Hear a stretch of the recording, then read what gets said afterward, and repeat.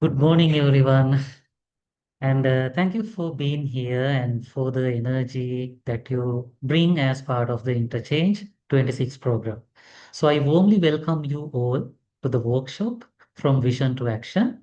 I'm Tarindu Udayanga Kampuravala, lecturer in economics at the University of Sri Jayawardenepura, Sri Lanka. So, today's workshop is titled From Vision to Action, and that phrase captures challenge many of us face, whether we are youth leaders, policy actors, or social entrepreneurs. So we often have strong ideas, ambitious visions, and a genuine desire to create a change in our economies, our countries, and in this world. But the real difficulty is not dreaming of change, it is making that change happen in practice, or that make that change a reality in our country or in our world. So my role today in this workshop is to guide you through a practical and a structured way of converting your own ideas into actionable initiatives with measurable outcomes. So this is not a theoretical lecture. By the end of this workshop, each of you should walk away with clearer direction, sharper goals, and concrete next steps for your own initiative. So I warmly welcome you all to the workshop From Vision to Action.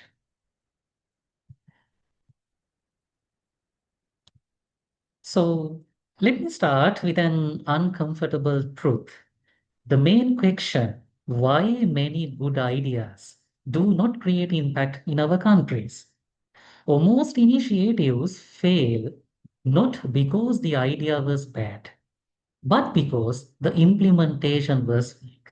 So that's why we should carefully identify the most productive and efficient way about transforming our ideas to reality or make it real change in our countries. So across different youth projects, policy programs, and social ventures in our countries, we often see the same pattern. The vision is inspiring, but it's uncertain and it's vague. So goals sound good, but cannot be measured. Sometimes our roles and responsibilities are unclear as well. Therefore, and over time, momentum is lost. So this is especially common in environments where resources are limited and expectations are high.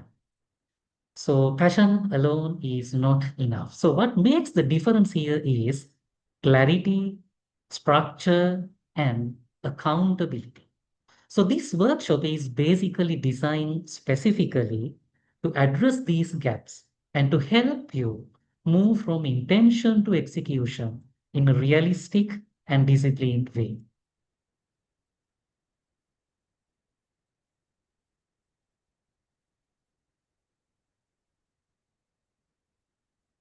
So basically in what you will achieve in the next 50 minutes of this workshop.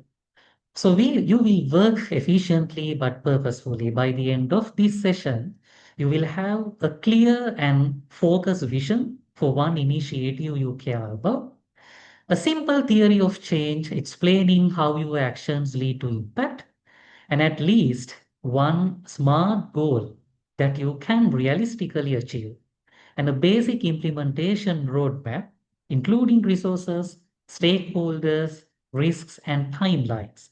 And most importantly, clear next steps so you can act immediately. So this may sound ambitious for 1 hour, but remember, we are not aiming for perfection.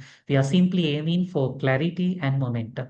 So basically, this session will provide a clear vision and it will explain the theory of exchange, and you will be able to design at least one smart goal for your initiative. So to make this session meaningful, I want each of you to focus on one specific initiative throughout the workshop.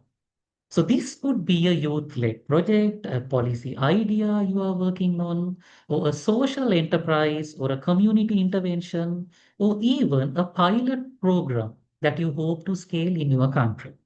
So, in fact, early stage ideas are often the best ones that we can work with. So, as we move through each step in this workshop, you will continuously refine this same initiative step by step. So, by the end of this workshop, you will see it more clearly and more realistically than before. So please choose one initiative and you can share it in the chat box. You can have a minute, then we can discuss your identified initiative and we can advance your identified initiatives step by step in our workshop. So please just take 1 minute and try to identify one initiative and share that initiative in the chat box. Then we can move to the next stage of our workshop.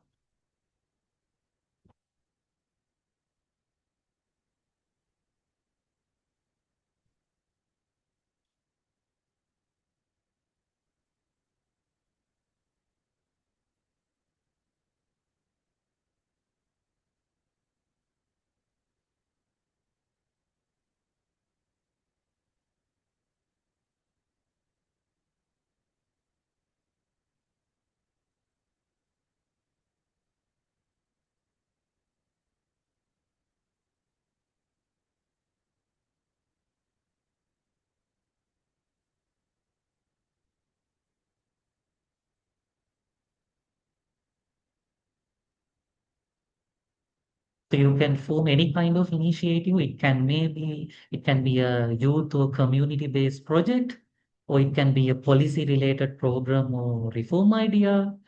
It can be a social enterprise or startup concept, or it's up to you. You can form any kind of initiative, then we can refine it step by step.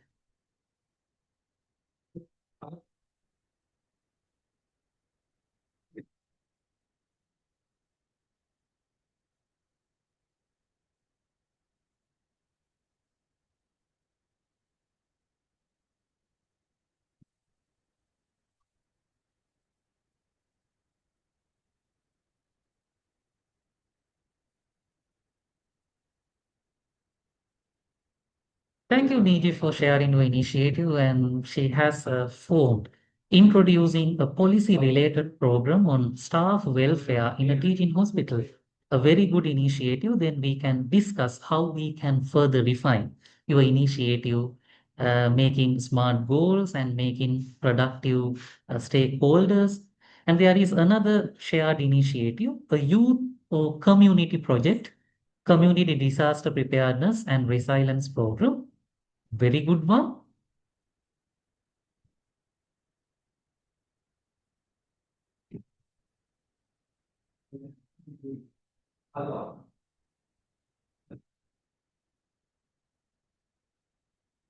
And there is another suggestion, a program to help food and secure socially isolated older people recovering after hospitalization by providing food delivery to their home after hospital discharge. Okay, sounds good. Thank you, Melissa, for sharing your initiative.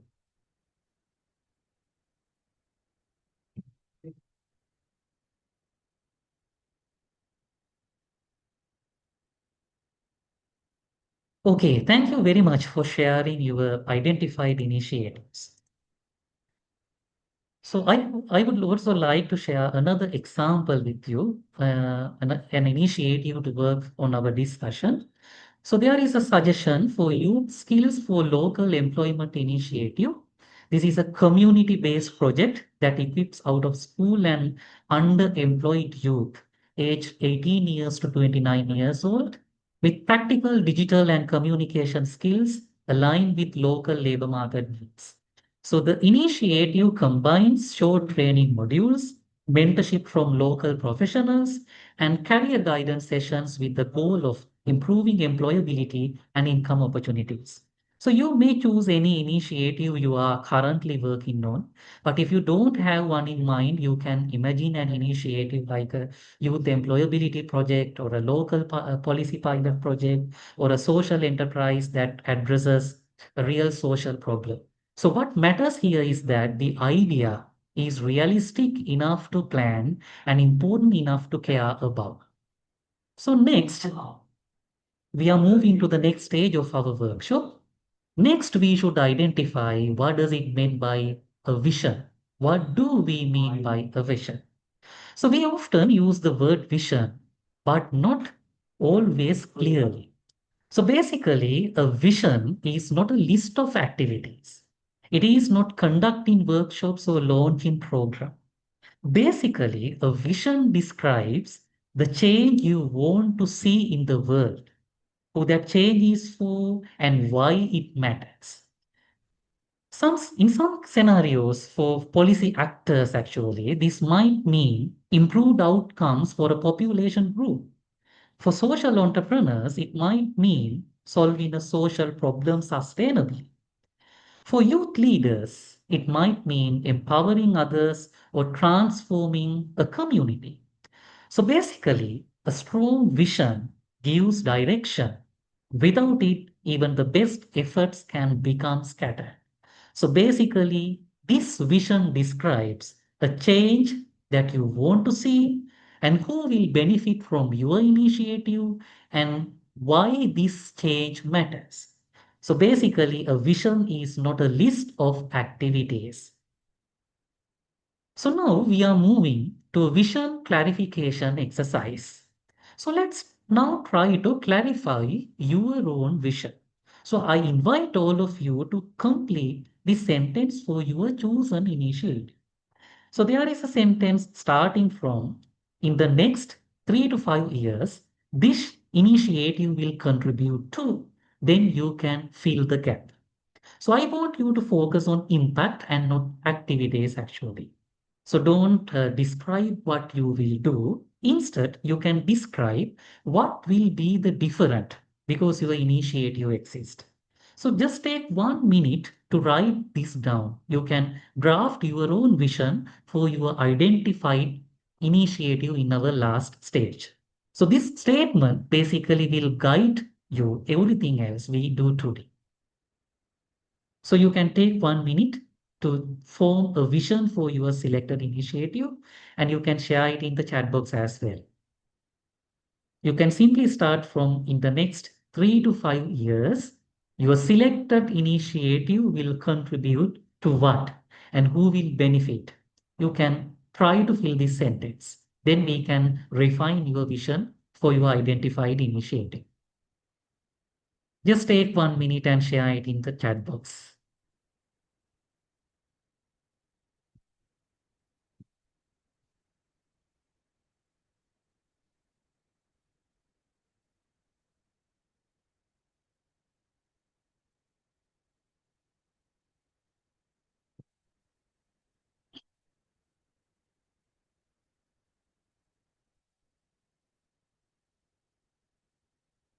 So we had different kind of initiatives, something about community related improvement projects and policy related programs. And there was a initiative thinking about hospitalized community, disabled communities. So then you should identify a vision for your initiative. So while you are forming your own vision for your selected initiative, I will share an example. So this is an example vision for the youth or community related project that I previously shared with you.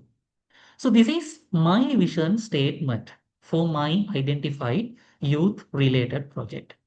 So in the next 3 to 5 years, this initiative will contribute to reducing youth unemployment and underemployment in local communities by strengthening young people's employability, workplace readiness, and connections to local labor markets. So here you can notice that this vision talks about change and impact, and it does not about what we will do throughout this initiative. Basically, it highlights the expected change and the impact of the initiative. So activities will come later. The vision tells here us why we are doing them. What is the main purpose of our selected initiative?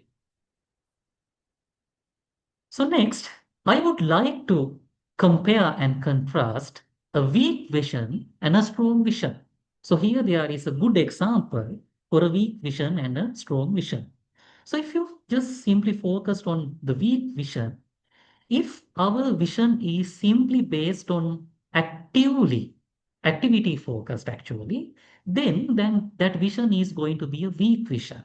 However, if the selected vision for our initiative is more impact focused, then that vision is going to be a strong vision. So let's look at the weak vision.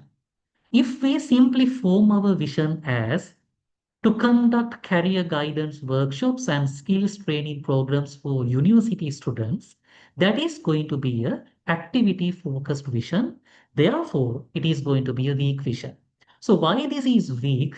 Basically, it focuses on activities, not about change.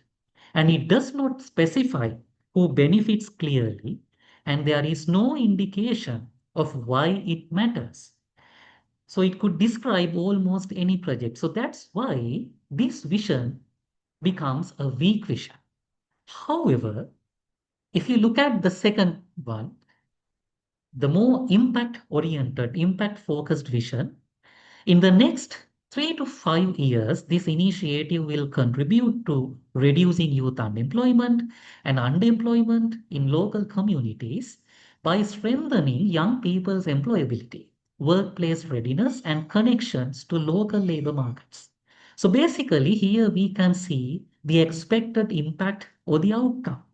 So why this is a strong vision? Basically, it clearly states change. It means the better employment outcomes that we are targeting. And it identifies who benefits from our initiative, basically young people in local communities. And it explains why the change matters. And it focuses on impact, not simply on activities.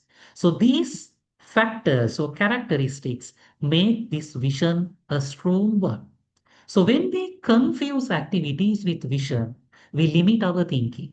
The weak example tells us what will be done, but not what will change throughout our initiative. So the strong example tells us exactly why the initiative exists and what success looks like in the long term actually. So activities can change, but vision should guide our decisions.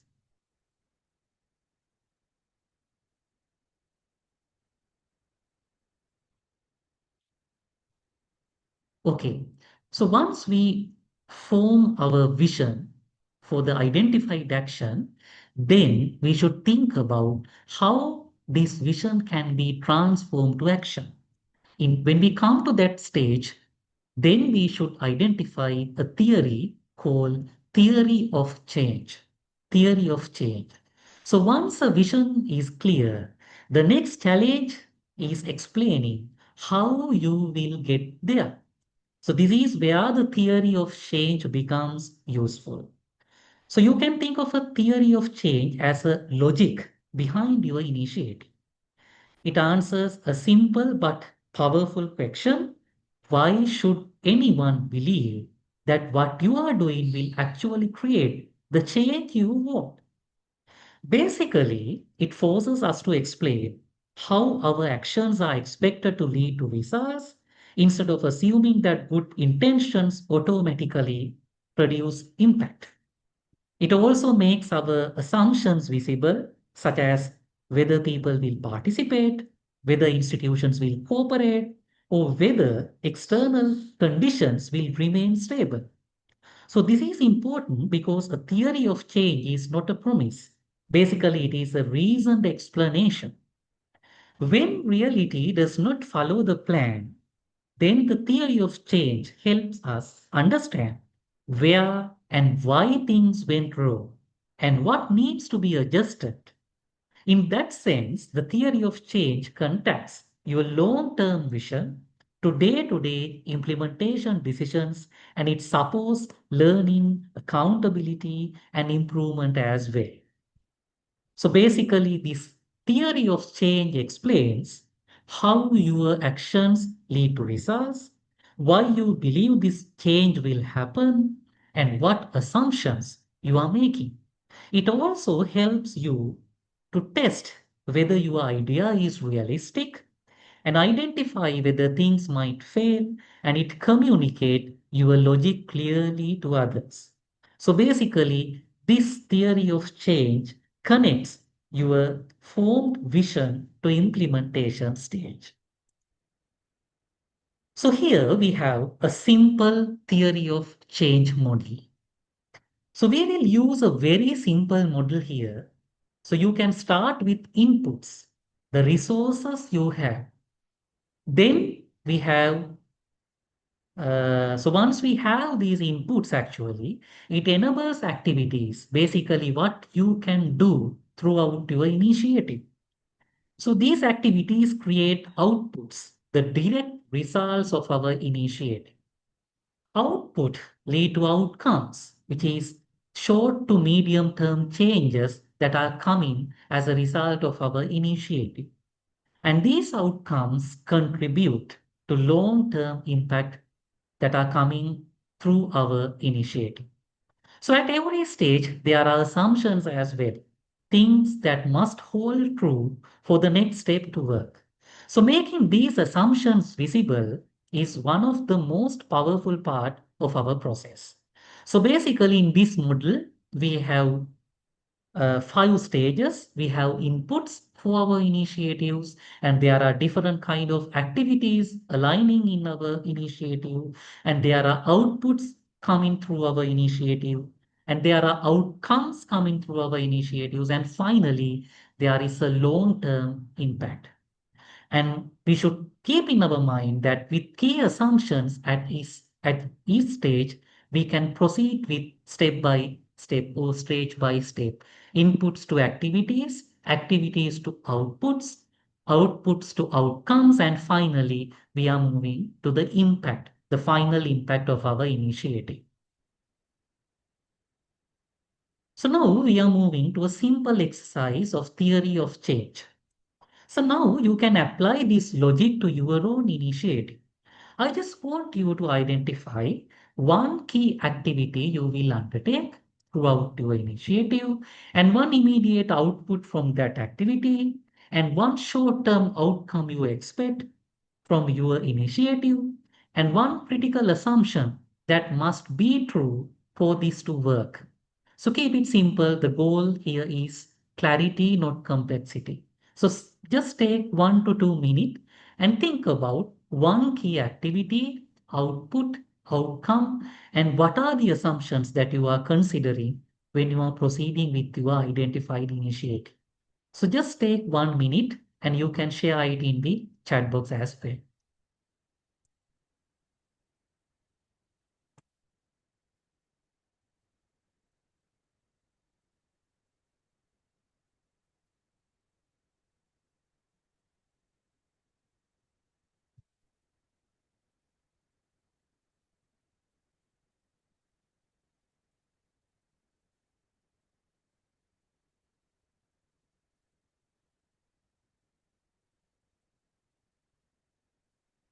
So you can think based on our simple model, there are inputs, there has to be activities, and there are outputs, outcomes, impacts, and there are some sort of assumptions as well.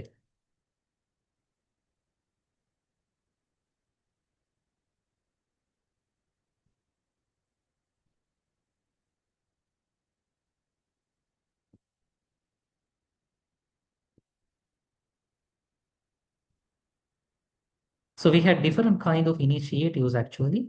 So now you can try to identify the inputs that you need, basically the resources that you need to proceed with your initiative, and the outcome, output, outcome, and what would be the assumptions that you are keeping in mind when you are proceeding with your initiative.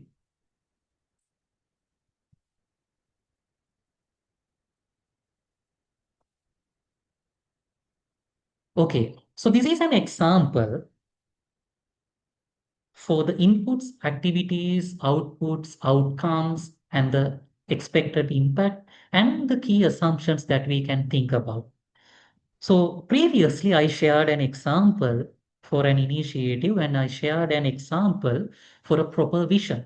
So the initial vision that I developed for my example was in the next 3 to 5 years, this initiative will contribute to reducing youth unemployment and underemployment in local communities by strengthening young people's employability, workplace readiness, and connections to local labor markets. So this example shows how the simple theory of change model work in practice.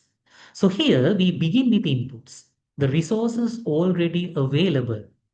So according to my example, so main inputs are the trained facilitators and mentors, basic funding for program delivery, and there may be training materials and curriculum just to conduct the workshop. And there are partnerships with universities or with local employers. So basically, these are the main resources or inputs that are required for my initiative. So these inputs enable us to carry out our activities such as delivering employability and soft skill training, providing career guidance and mentoring sessions, and facilitating employer engagement and workplace exposure.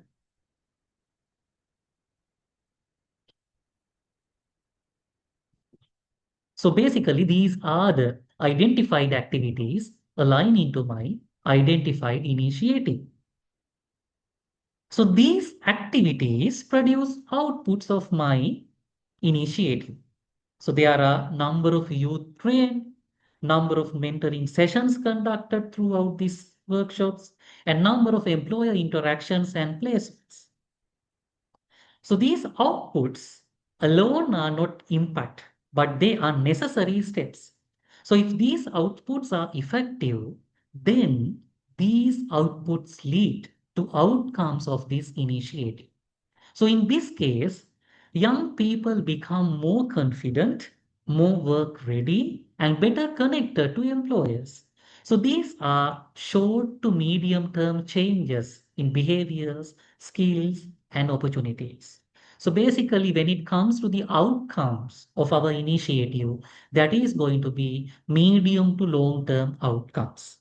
So over time, and if the outcomes are sustained, and if the outcomes are sustained and they contribute to long-term impact, then there will be different kind of impacts that are coming from this initiative, such as reducing youth unemployment and underemployment, improved transition from education to decent work, stronger local labor market integration, etc. So at this every stage, there are different kind of assumptions that we should keep in our mind.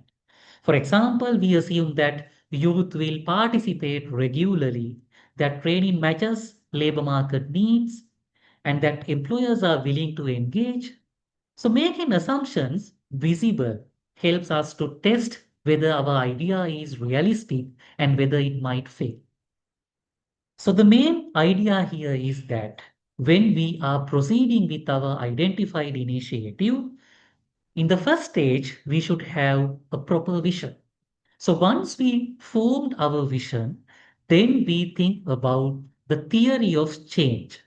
So in that stage, we should think about inputs, activities, outputs, outcomes, impacts, and the key assumptions that are keeping in our mind when we are proceeding with our stage. So there is an example shared by our participant in the session.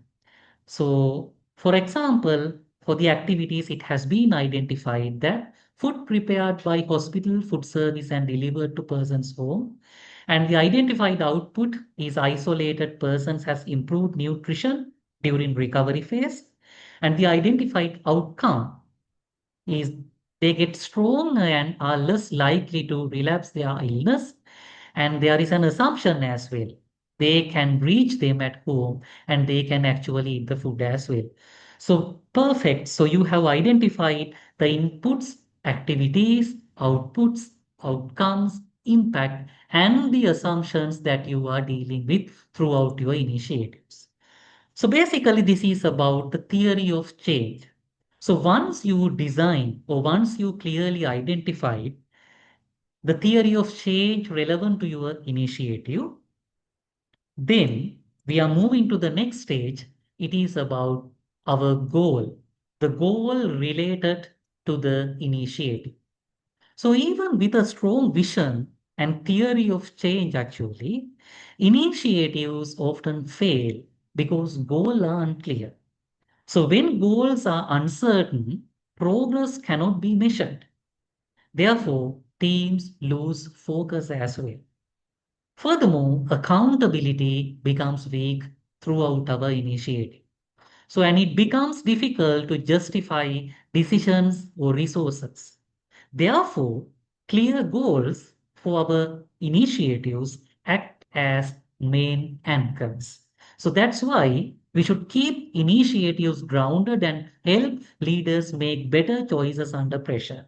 So we should have very well formatted goals when we proceeding with our initiative. So basically, without clear goals, the progress it is hard to measure, and teams lose focus and accountability becomes weak. So clear goals help convert ideas into results. So when we think about these effective and productive goals, we identify a concept called SMART goals. So this is why we use SMART goals. Basically, a SMART goal is specific enough to understand exactly what will be done. Measurable, so progress can be tracked. Achievable within achievable constraints. And relevant to the broader vision as well. And finally, time bound within a clear deadline. So basically, these SMART goals do not limit ambition, they discipline our ambition. So when it comes to this SMART goal concept, there are five main concepts.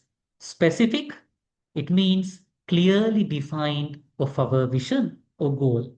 And it is measurable, it means our goal can be trackable and that is achievable. It means the goal is realistic or practically feasible, and that goal has to be relevant, aligned with vision.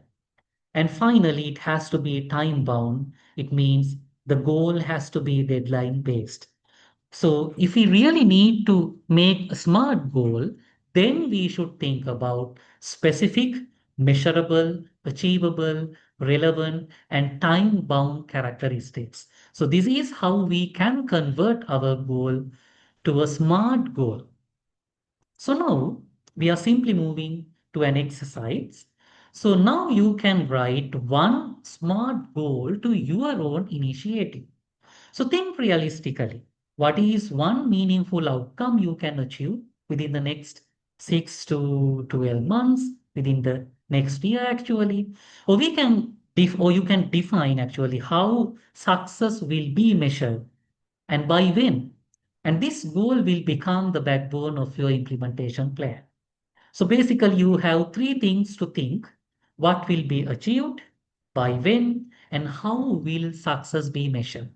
So, having considered these three aspects, just try to form a smart goal for your identified initiative in the initial step of our workshop. So, just take 1 minute and kindly share your design smart goal with the platform. You can simply share it in the chat box actually. Just take 1 minute and share it with. So please think about specific, measurable, achievable, relevant, and time bound characteristics.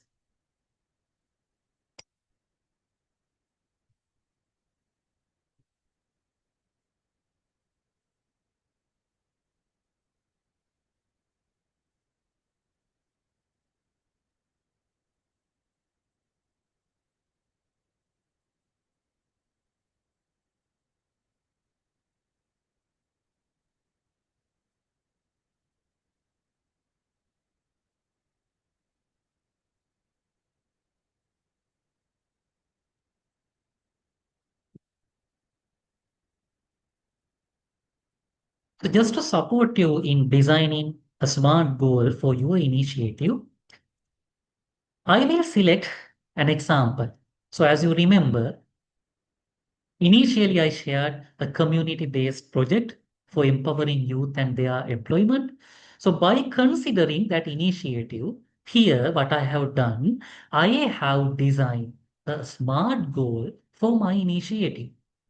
So once design a smart goal, by December 2026, the identified initiative will support at least 150 young people aged 18 to 30 years from local communities to improve their employability and workplace readiness, with at least 65% of participants either securing employment, internships, or demonstrating measurable improvement in job readiness skills as assessed through post program evaluations and follow up tracking. So, this is my SMART goal statement.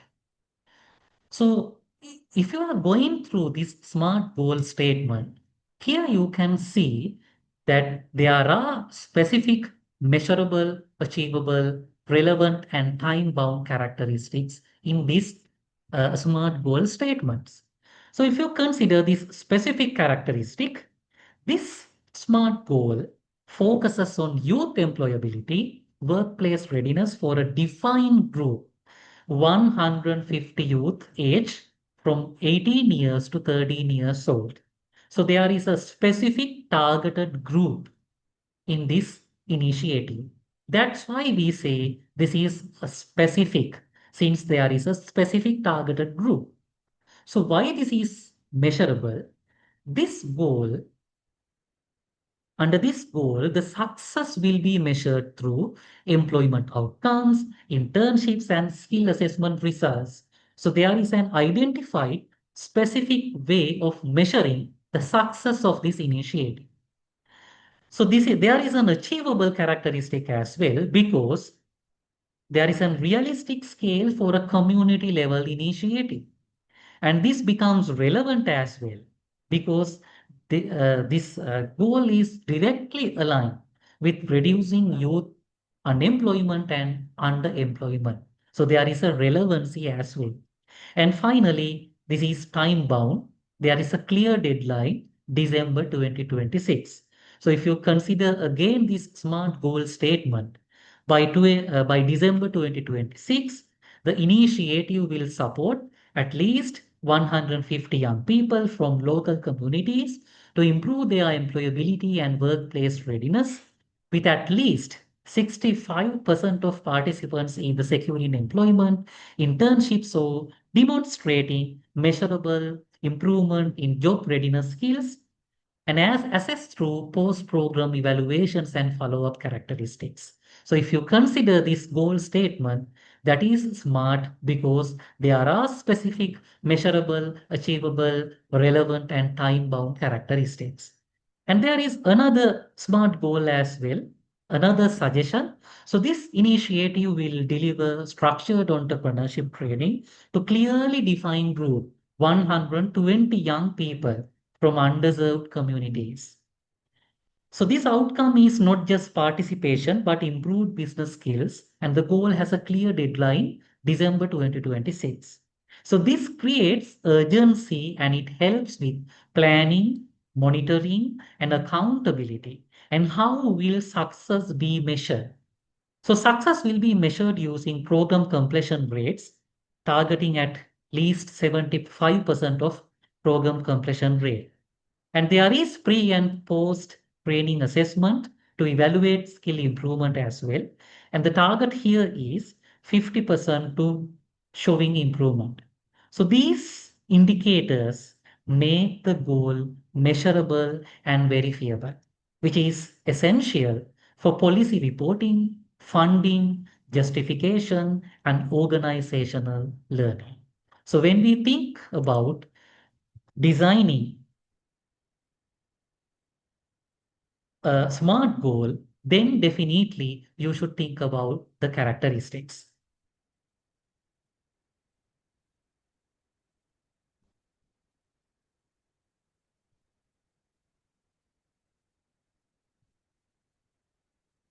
So once we design smart goal, then we should think about the resources that we have. So when we hear resources, many people think only of money, but actually resources are much broader. They include people, skills, time, networks, data, partnerships, and there are institutional support as well. So many initiatives fail not because funding is unavailable, but because other critical resources were overlooked. So recognizing resources honestly is a very good leadership skill. So when you are proceeding with your initiative, you should clearly identify the resources you have. At this stage, it is important to ask three questions. What do we already have?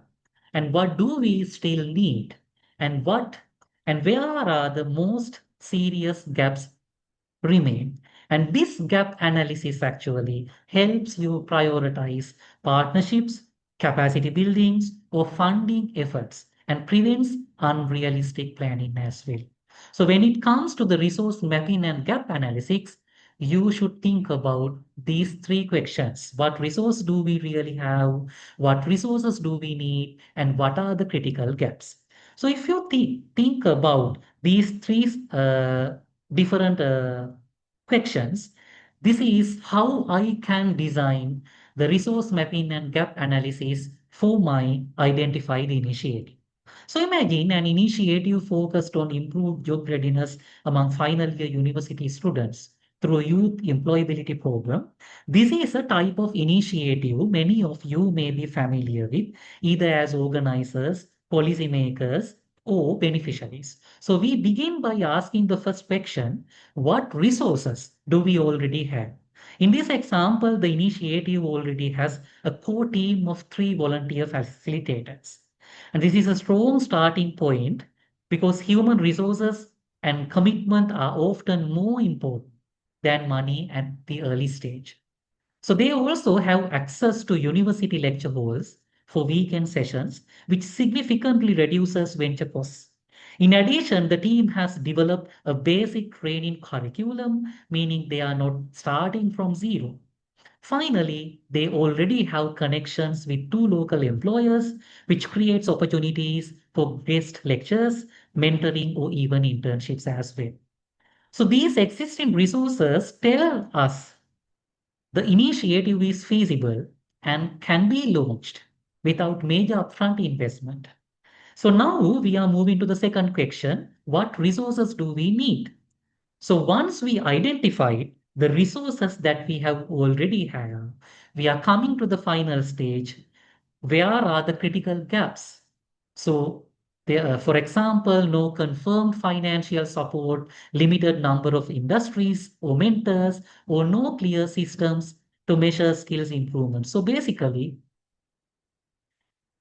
once we go through the resources we do have already and the resources we need, what are the resources we require, actually we can identify the critical gaps. So this is called the gap analysis.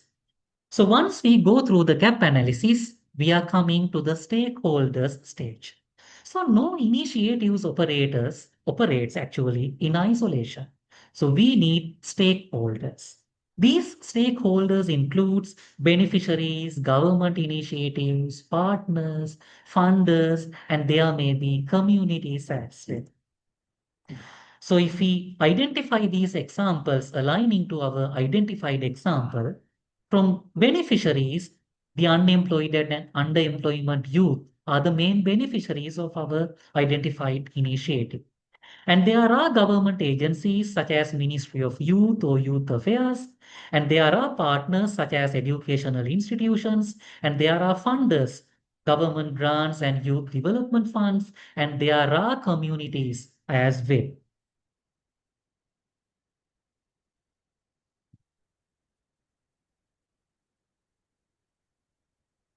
So once you identify the stakeholders, then you can go through the stakeholder engagement strategy. Basically, in the stakeholder engagement strategy, you should identify the level of interest of each stakeholder or the level of influence and the engagement approach as well. So once you identify these stakeholders and strategy, the most important stage is identify the risk associates. So the financial constraints, capacity limitations, political or institutional barriers, and you should think about different kind of external shocks you should deal with. So this is an example about this risk analysis actually. So once you identify the risk, there has to be a risk mitigation plan as well, different kind of approach where we can mitigate our resources.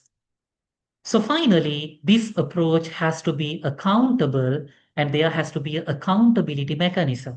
When it comes to this accountability mechanism, we should think about three things: clear responsibility, regular progress reviews, and transparent reporting as well.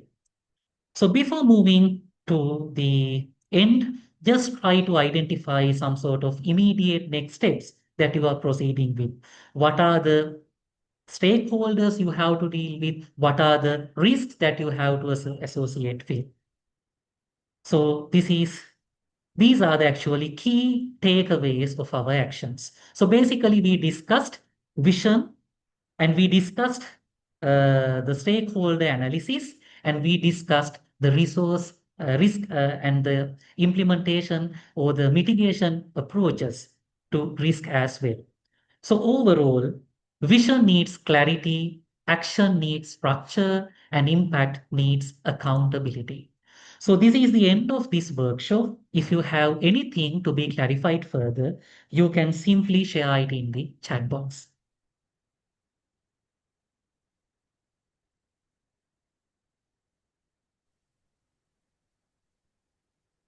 Thank you so much, Tarundi, for that rich and practical session, and also for Thank you. reminding us that implementation is where transformation, impact, or equity either stalls or succeeds.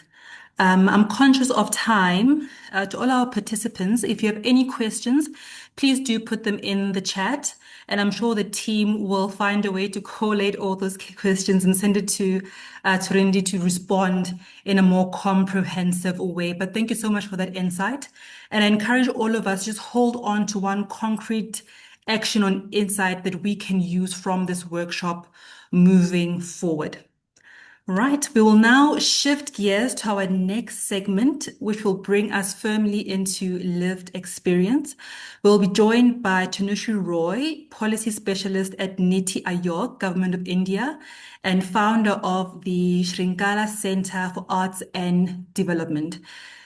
Tanushree brings a rare combination of high-level policy experience and hands-on social expertise leadership. Her talk will be titled Lessons from the Field, where she will offer the kinds of insights we don't normally get from policy briefs, the honest lessons that come from navigating complexity in real context. Before we move on, thank you again, Tarundi, for that insightful workshop. And I will invite everyone to please pop your questions in the chat for the team to collate. And then we'll now invite you all to move over to Tanushree's segment titled Lessons from the Field.